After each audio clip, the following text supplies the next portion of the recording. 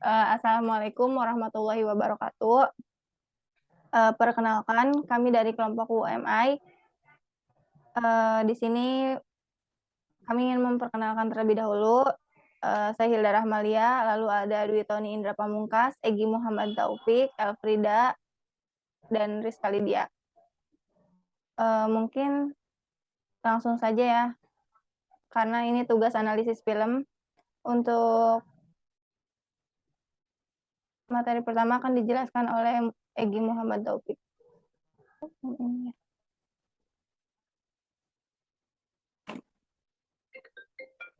Sebentar ya teman-teman, agak lemot laptopnya. Udah ganti slide belum nih kalian? Belum. Udah. Udah? Nah, masuk ya. Ya. Baik, film UMI menceritakan tentang seorang remaja bernama Benjamin Angel atau Tom Schilling yang merupakan seorang introvert, lemah, tak dianggap, dan memiliki keluarga yang kacau. Saat ia baru lahir, ayahnya kabur dan meninggalkan ia serta ibunya. Dan pada saat usia Benjamin 8 tahun, ibunya bunuh diri. Kini dia bekerja sebagai pengantar pizza dan tinggal bersama neneknya yang sudah mengidap penyakit Alzheimer. Bisa dibilang Benjamin adalah pecundang sejati dengan semua kekurangannya dan kesialannya. Namun di dunia maya ia adalah seorang hacker yang hebat. Saya mungkin sudah moderator. Baik, terima kasih Egi. Mungkin langsung dilanjut saja ya oleh Rizka Lydia. Oke, terima kasih. Suatu hari ketika mengantarkan pizza, ia secara tidak sengaja bertemu dengan Mary Hannah Hasbro, yang dimana wanita yang Benjamin sukai semenjak masa sekolah. Nah, dasar sifat si Benjamin ini adalah memiliki sifat pemalu. Saat masa sekolah, untuk sekedar menyapa saja, Benjamin pun tidak berani.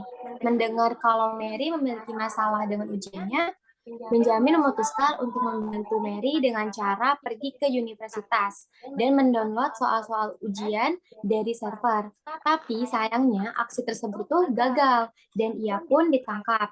Karena tidak memiliki catatan kriminal, sama sekali Benjamin pun hanya mendapat hukuman pelayanan masyarakat. Untuk materi yang ketiga dilanjut oleh Dwi Tony.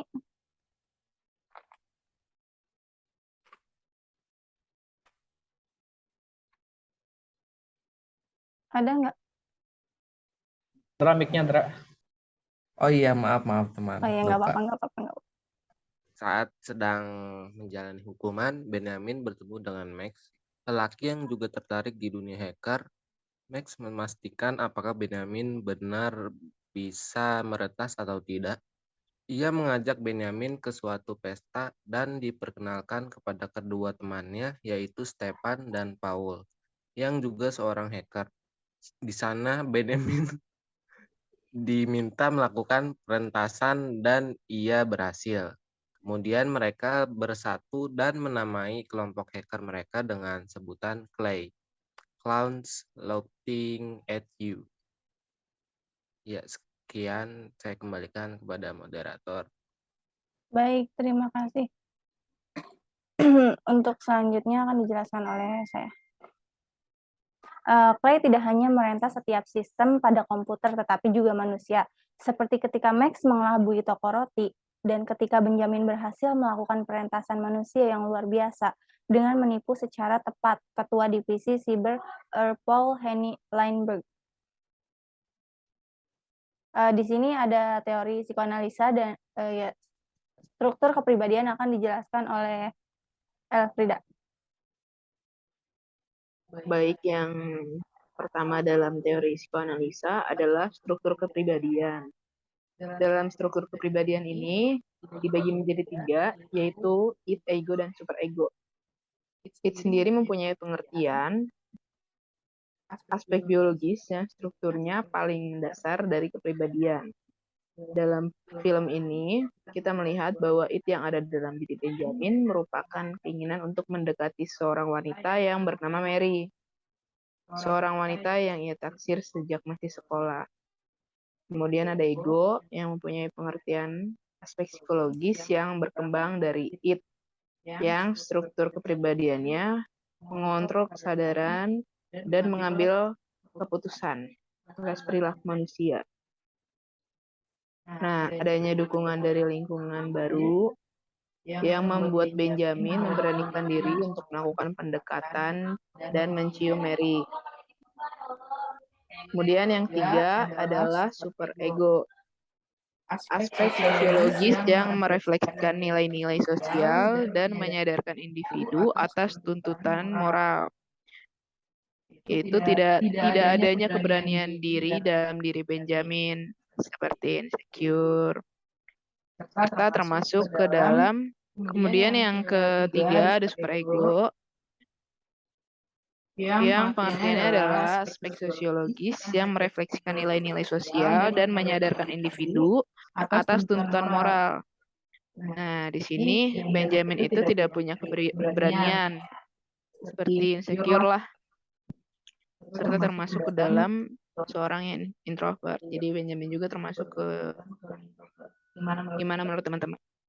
Berarti sebenarnya kalau kita lihat dari ego sendiri, kan adanya dukungan dari lingkungan baru yang buat Benjamin beranikan diri. Nah, lingkungan baru yang dimaksud di sini itu ketika dia bertemu dengan Max tadi, sesuai dengan sinopsis yang udah diceritakan, dia bertemu dengan Max dan diketemukan oleh dua temannya itu, yang keduanya juga sesama hacker. Tapi di sini keberanian yang Benjamin dapat itu lebih ke Max ya. Iya, kan si Max itu kan di sini kan adanya dukungan dari lingkungan baru yang membuat Benjamin memberanikan diri melakukan pendekatan dan mencium Mary, itu juga termasuk bukan sih kan? Iya, jadi dari awal si Max pernah mencontohkan cara mendekati perempuan gitu kan. Jadi Benjamin menjadikan itu sebagai contoh lah untuk dirinya, Iya. untuk bisa jadi seperti Max. Dan dari cuplikan film itu si Benjamin itu menirukan kayak gue juga bisa nih kayak Max, dan itu tuh langsung ke yang nyium Mary yang pas di mobil itu ya, nanti filmnya ada di situ nanti dimasukkan ya teman-teman. Oke, mungkin selanjutnya Langsung next aja nih, udah? ya. Oke. Nah, di sini tuh ada kehidupan mental. Boleh? Selanjutnya ada kehidupan mental, yaitu yang pertama ada conscious level, yang punya arti aktivitas mental dapat disadari setiap saat. Kemudian ada preconscious level, itu aktivitas mental dan gejala-gejala psikis yang timbul bisa disadari hanya apabila individu memperhatikannya. Dan yang ketiga adalah unconscious level, yaitu aktivitas mental dan gejala-gejala psikis yang tidak disadari oleh individu. Nah, kalau menurut kelompok, Benjamin sendiri masuk ke dalam unconscious level, dikarenakan Benjamin tidak menyadari aktivitas mental dan gejala psikisnya. Setuju sih. Mungkin karena dari yang pertama itu faktor dia masa kecil juga kali ya. Dia yang ditinggalin oleh ayahnya, terus melihat lalu ibunya dia bunuh diri. di besar juga dalam lingkungan gitu loh, nggak dari keluarga gitu ya kan? Iya. Ada juga.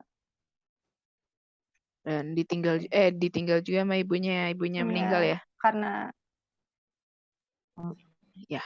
Si Benjamin ini nggak termasuk ke conscious level ya, masuknya tetapi ke unconscious level dan preconscious level, atau hanya unconscious level saja, yang dimana aktivitas mental dan gejala-gejala psikis tersebut tidak disadari oleh individu.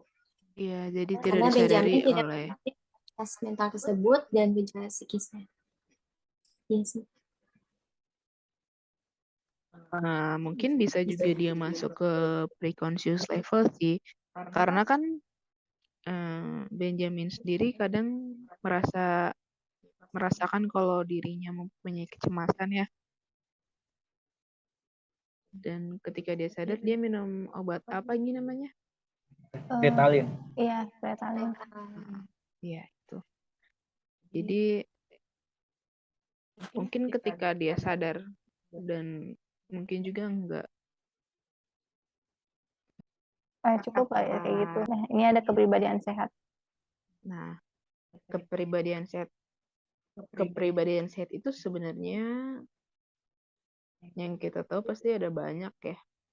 Tapi mungkin yang kita masukin di sini tuh ada 3, yaitu kemampuan dalam mengatasi